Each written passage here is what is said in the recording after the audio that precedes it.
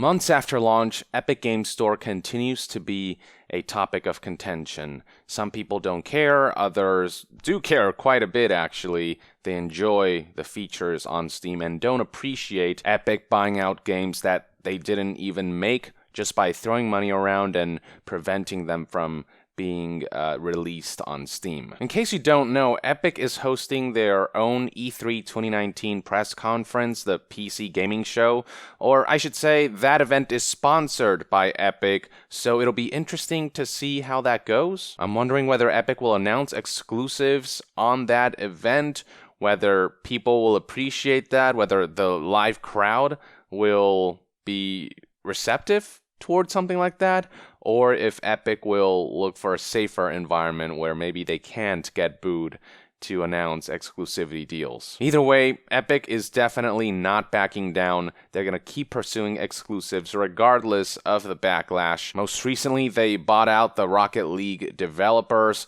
and it would seem as though Epic is planning to phase out sales of that game away from Steam, and I don't have to tell you what happened with games like Metro Exodus, Phoenix Point, Outer Worlds, Outer Wilds, Borderlands 3, various Ubisoft games, so on and so forth. Do keep in mind though that at the end of the day it is up to developers to say yes, we want to sign the deal, or no, we're going to reject the deal. Epic can't force anyone to sign that deal. It is a decision on studios' end or publishers' end to partake in that deal. And throughout the months, we have seen developers on both sides of the fence. Some developers are more than happy to take that deal, get that extra revenue share on top of the extra cash infusion that Epic is offering for each developer who signs the deal. And then there are others who just flat out say, this is not part of what we believe in, we don't like the notion of exclusivity on PC, and they're just sort of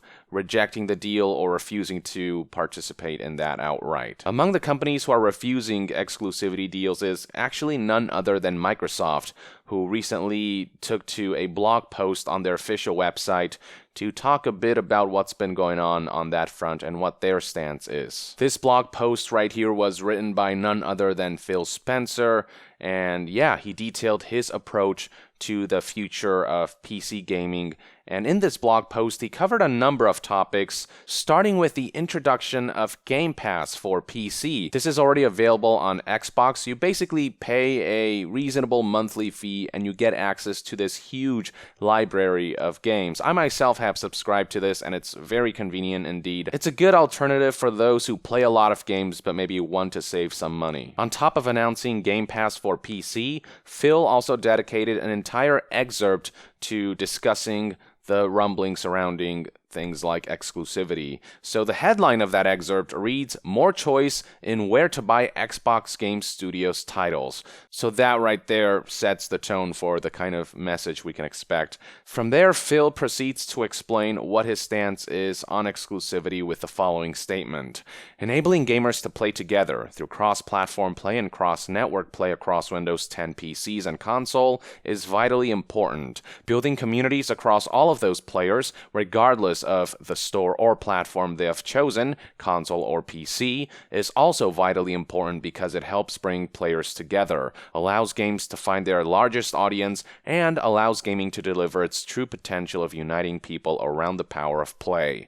With that in mind, our intent is to make our Xbox Game Studios PC games available in multiple stores, including our own Microsoft Store on Windows at their launch. We believe you should have choice in where you buy your PC games. In March, we announced that Halo the Master Chief Collection will come to PC later this year, launching on Steam in addition to the Microsoft Store on Windows. We will continue to add to the more than 20 Xbox Game Studios titles on Steam, starting with Gears 5 and all Age of Empires 1, 2, and 3 definitive editions. We know millions of PC gamers trust Steam as a great source to buy PC games, and we have heard the feedback that PC gamers would like of choice. We also know that there are other stores on PC, and we're working to enable more choice in which store you can find our Xbox Game Studios titles in the future. We want to bring players together to create a shared player community regardless of where they play,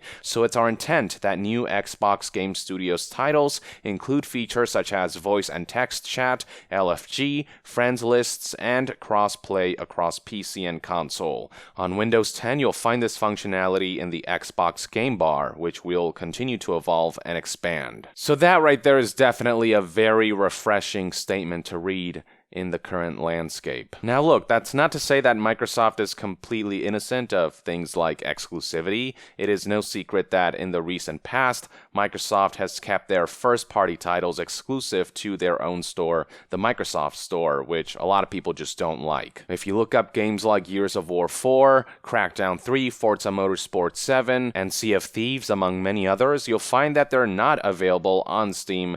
They're only available on the Microsoft Store. But at the very least, these are first-party games. It's understandable when Nintendo releases Mario exclusively for Nintendo consoles, when Sony releases Last of Us exclusively on PlayStation, and when Xbox releases Halo on Xbox only. Similarly, people understand to some extent why Fortnite, a first-party Epic title, is exclusively on Epic Games Store. The issue with Epic is that they're throwing money around to take third-party games that they didn't contribute to, and locking them down to their own store just to artificially prevent them from being sold on Steam. Microsoft hasn't done anything like that. All their exclusives are confined to their first-party titles, and while on consoles, their Xbox games will continue to come out on Xbox only, on PC, they're trying to keep things as open as possible moving forward, which means that they're not just going to release future first-party games on the Microsoft Store, they're also planning to release it on Steam and as many other platforms as possible, and this is evidenced by the Master Chief Collection coming to Steam, which is unprecedented, something that a lot of people are excited about. And while Microsoft never calls Epic out specifically, the implications are pretty clear. They're clearly referring to the feedback surrounding the Epic Games Store exclusivity deals, which has drawn a lot of ire from the PC community. They're saying that they're not going to partake in that. Essentially, indirectly, that's pretty much what they're saying. Now, some will argue that, well, this should be obvious. Microsoft has their own store, the Microsoft Store. Why would they go exclusive with Epic when they can release games exclusively on their own store? Well, keep in mind that Epic's main competition is Steam, which is why with Ubisoft, they're allowing that company to release their games on both Uplay and Epic Games Store, despite it having signed a timed exclusivity deal with Epic. So I get the sense that if Epic were to partner up with Microsoft, they would do it in such a way that Microsoft can release their games on Microsoft Store and Epic Games Store, and the exclusivity deal would basically stipulate just don't release your game on Steam, release it on your store and our store, but not Steam. Fortunately, it's stated very clearly in Phil Spencer's post that Epic exclusivity isn't something Microsoft will partake in. It says very clearly right here that they've heard consumer feedback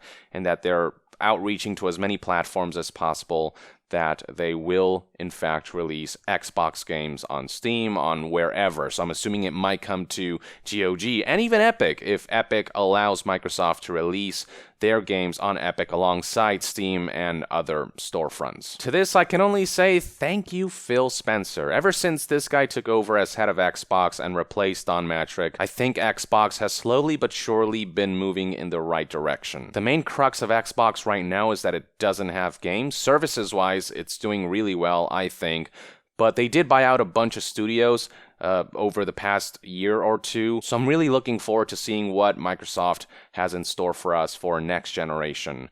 I'm assuming that their next Xbox will be stronger when it comes to first-party exclusives and unique, exciting, compelling titles that will draw us to their platform. I should also point out that it's not just Microsoft who is rejecting this notion of PC exclusivity. I've discussed in the past how other studios have refused to go Epic exclusive.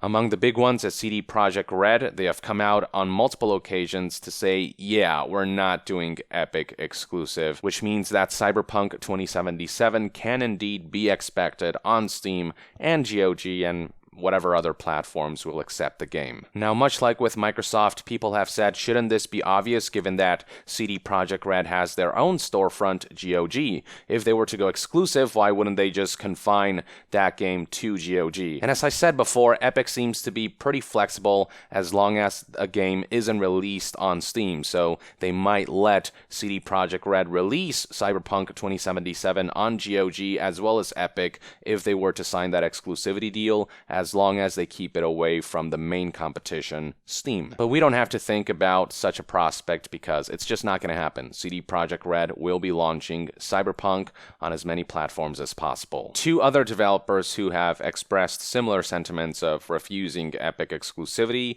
are Rise of industry developer Dapper Penguin Studios, as well as Factorio developer Whoop Software. Dapper Penguin Studios expressed that Epic's model of exclusivity and the politics surrounding all that just doesn't appeal to them, which is why they're not gonna go that route. And Whoop Software put things more bluntly by stating, quote, "The famous quote of do unto others as you would have them do unto you, and also no bullshit policy is something we take very seriously all the time during the development since the early days. Things like pricing $30 instead of $29.99, no sales, no microtransactions, game stability over features, no selling out to big companies that would use the game as cash grab while destroying the brand. We actually declined to negotiate investment opportunities like this several times already, no matter what the price would be. The same would be when it would potentially come to any exclusivity deals, which is its own subject." Worth noting is that both of these studios are in early access, and what they're basically saying is that once it goes out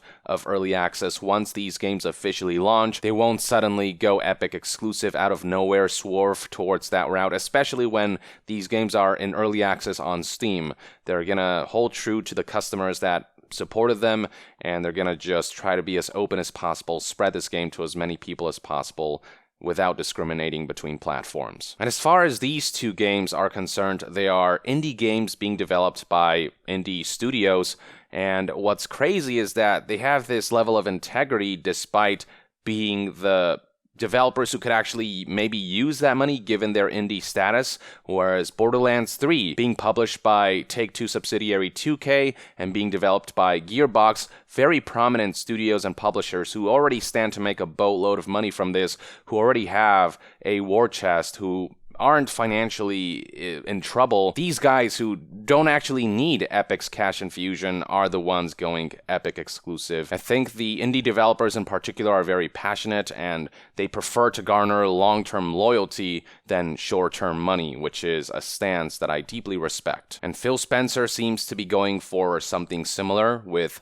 Microsoft's future endeavors when it comes to PC gaming. He seems to be focusing on offering the best value and the best services for consumers. He's doing the opposite of Don Mattrick, and yeah, slowly but surely I think it will pan out. And then one last topic that Phil Spencer touched upon was that Microsoft Store and the Xbox games they're developing will support Win32 format. So for those who don't know, Microsoft is currently using a format called UWP, which stands for Universal Windows Program. The way website PC Gamer explained it in this article was that UWP allows for less customization on user and developers end, and furthermore, UWP only supports DirectX 11.1 and DirectX 12. So basically there is no support for games built with older DirectX versions and other formats like OpenGL and Vulkan. By supporting Win32, games can support things like unofficial modding and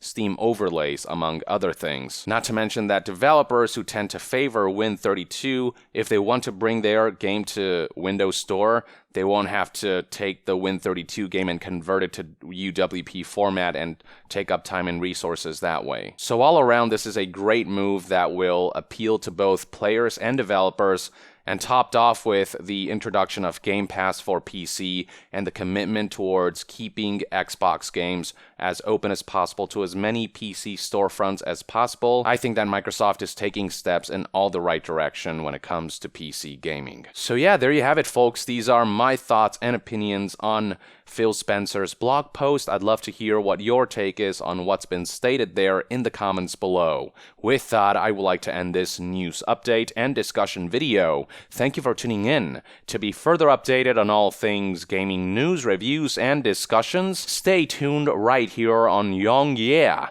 I'll see you guys next time. Yong out!